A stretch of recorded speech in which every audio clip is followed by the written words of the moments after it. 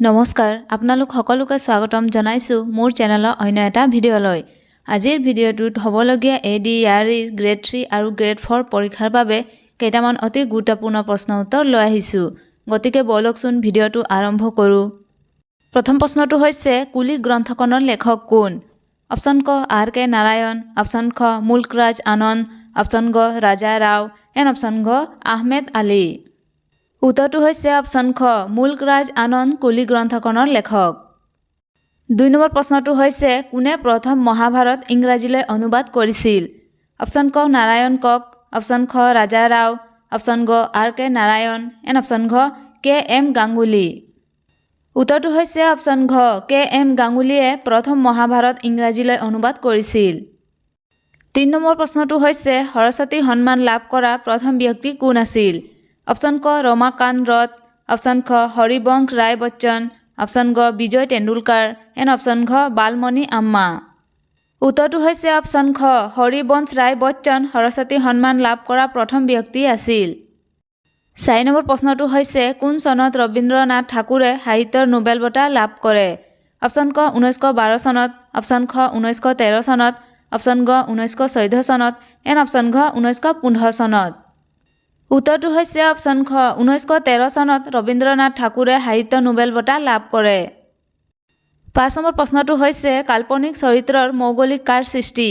Option ক Ruskin bond, option খ R.K. Narayan, option গ মুলকৰাজ আনন্দ এণ্ড অপশ্যন ঘ ৰুডিয়াৰ্ড কিপলিং। উত্তৰটো হৈছে অপশ্যন ঘ ৰুডিয়াৰ্ড কিপলিঙৰ সৃষ্টি। 6 নম্বৰ প্ৰশ্নটো হৈছে কোন চনৰ পৰা সাহিত্য একাডেমী বঁটা আৰম্ভ হয়? অপশ্যন ক 1949 চনত, অপশ্যন খ 1951 চনত, অপশ্যন গ 1954 চনত এণ্ড অপশ্যন ঘ 1962 চনত।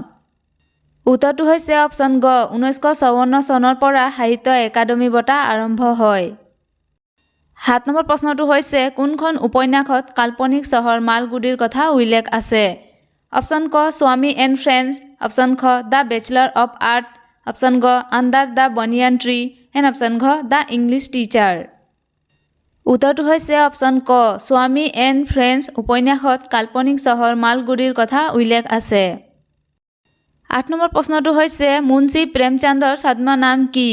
অপশ্যন ক ধনপত দাস, অপশ্যন খ নবাব ৰায়, অপশ্যন গ গোপাল শৰ্মা এণ্ড অপশ্যন ঘ প্ৰেম দাস। শুদ্ধ উত্তৰটো হৈছে অপশ্যন খ নবাব ৰায়। 9 নম্বৰ প্ৰশ্নটো হৈছে মুন্সী প্ৰেমচন্দৰ বিখ্যাত উপন্যাস গোদান কেতিয়া প্ৰকাশ কৰা হৈছিল? অপশ্যন ক 1930 চনত, অপশ্যন খ 1936 চনত, অপশ্যন গ 1940 চনত এণ্ড অপশ্যন ঘ 1942 চনত। উত্তৰটো হৈছে অপশ্যন খ 1936 চনত মুন্সী প্ৰেমচন্দ বিখ্যাত উপন্যাস গোদান প্ৰথম প্ৰকাশ হৈছিল। 10 নম্বৰ প্ৰশ্নটো হৈছে ভাৰতৰ স্বাধীনতা আন্দোলনৰ সময়ত কোনগৰাকী বঙালী কবিক বিদ্ৰোহী কবি বুলি কোৱা হয়? অপশ্যন ক জীৱনানন্দ দাস, অপশ্যন খ ৰবীন্দ্ৰনাথ ঠাকুৰ, অপশ্যন গ কাজী নজৰুল ইছলাম এণ্ড অপশ্যন ঘ দৌলত কাজী। উত্তৰটো হৈছে অপশ্যন গ কাজী নজৰুল ইছলামক বিদ্ৰোহী কবি বুলি কোৱা হৈছিল। 11 নম্বৰ প্ৰশ্নটো হৈছে ভাৰতীয় মূলৰ লেখক V.S. নাইপলে কিমান চনত সাহিত্যৰ নোবেল বঁটা লাভ কৰিছিল? অপশ্যন ক 1998 চনত, অপশ্যন খ 2001 চনত, অপশ্যন গ 2003 চনত এণ্ড অপশ্যন ঘ 2008 চনত। উত্তৰটো হৈছে অপশ্যন খ 2001 চনত ভাৰতীয় মূলৰ লেখক V.S. নাইপলে সাহিত্যৰ নোবেল বঁটা লাভ কৰিছিল। 12 নম্বৰ প্ৰশ্নটো হৈছে কোনে হিন্দী সাহিত্যৰ বাবে প্ৰথম সাহিত্য একাডেমী বঁটা লাভ কৰিছিল?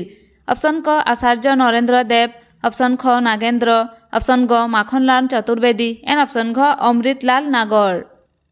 উত্তৰটো হৈছে অপশ্যন গ মাখনলাল চতুৰ্বেদীয়ে সাহিত্য একাডেমী বঁটা লাভ কৰিছিল। 13 নম্বৰ প্ৰশ্নটো হৈছে সাহিত্য একাডেমী বঁটা লাভ কৰা প্ৰথমগৰাকী মহিলা কোন? অপশ্যন ক মহাশ্বেতা দেৱী, অপশ্যন খ বাণী বাসু, অপশ্যন গ আশাপূৰ্ণা দেৱী এণ্ড অপশ্যন ঘ অমৃতা প্ৰীতম। শুদ্ধ উত্তৰটো হৈছে অপশ্যন ঘ অমৃতা প্ৰীতম। 14 নম্বৰ প্ৰশ্নটো হৈছে কোন চনত প্ৰথম জ্ঞানপীঠ বঁটা প্ৰদান কৰা হৈছিল? অপশ্যন ক 1965 চনত, অপশ্যন খ 1970 চনত, অপশ্যন গ 1972 চনত এণ্ড অপশ্যন ঘ 1962 চনত। উত্তৰটো হৈছে অপশ্যন ক 1965 চনত প্ৰথম জ্ঞানপীঠ বঁটা প্ৰদান কৰা হৈছিল। 15 নম্বৰ প্ৰশ্নটো হৈছে দ্য শ্বেডৰ লাইন্স গ্ৰন্থখনৰ ৰচক কোন অপশ্যন ক বিক্ৰম শেঠ অপশ্যন খ অমিতাভ ঘোষ অপশ্যন গ R K Narayan and option ঘ ৰোহিণতন মিস্ত্ৰী উত্তৰটো হৈছে অপশ্যন খ অমিতাভ ঘোষ দ্য শ্বেডৰ লাইন্স গ্ৰন্থখনৰ ৰচক 16 নম্বৰ প্ৰশ্নটো হৈছে ভাগৱত গীতাৰ প্ৰথম ইংৰাজী অনুবাদ কোনে কৰিছিল অপশ্যন ক চাৰ্লছ উইলকিন্স অপশ্যন খ উইলিয়াম জোন্স অপশ্যন গ ৱাৰেন হেষ্টিং এণ্ড অপশ্যন ঘ হেনৰি থমাছ কোলব্ৰক উত্তৰটো হৈছে অপশ্যন ক চাৰ্লছ উইলকিন্সে ভাগৱত গীতাৰ প্ৰথম ইংৰাজী অনুবাদ কৰিছিল 17 নম্বৰ প্ৰশ্নটো হৈছে ভাগৱত গীতাত কিমানটা অধ্যায় আছে অপশ্যন ক 12টা অপশ্যন খ 15টা অপশ্যন গ 18টা এণ্ড অপশ্যন ঘ 21টা শুদ্ধ উত্তৰটো হৈছে অপশ্যন গ 18টা অধ্যায় আছে 18 নম্বৰ প্ৰশ্নটো হৈছে কোন চনত ভাগৱত গীতা প্ৰথম ইংৰাজীলৈ অনুবাদ কৰা হয় অপশ্যন ক 1780 চনত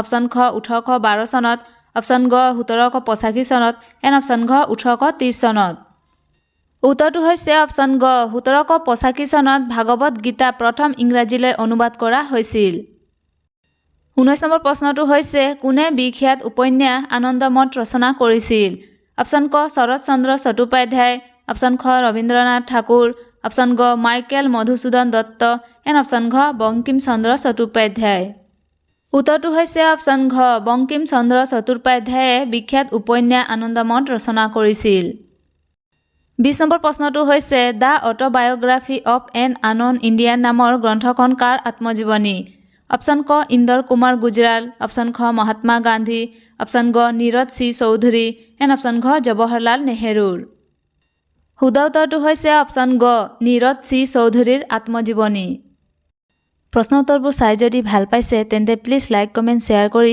চেনেলটো ছাবস্ক্ৰাইব কৰি দিব তেতিয়াহে আপোনালোকে সকলো ধৰণৰ প্ৰশ্ন উত্তৰবোৰ পাই থাকিব থেংক ইউ